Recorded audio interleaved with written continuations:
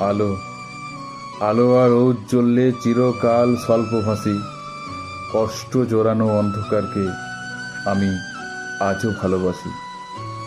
কারণ প্রথম যখন জীবনের সাক্ষরতা আসে এবং প্রথম যখন স্কুল জীবন শুরু করি, তখন ওই কালো ব্ল্যাক বোর্ডটাতেই আমি প্রথম দেখেছিলাম আমার জীবনে চলার প্রথম পদক্ষেপ। তাই তো তাই তো কালো সবার কাছে অশুভ হলে আমার কাছে মনে হয় কালো সব থেকে বেশি শুভ।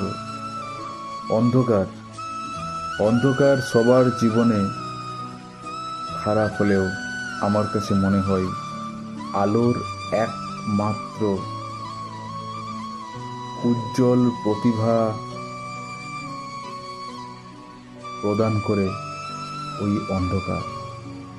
অন্ধকার আছে বলেই আলোকে আমাদের এতটাই ভালো লাগে।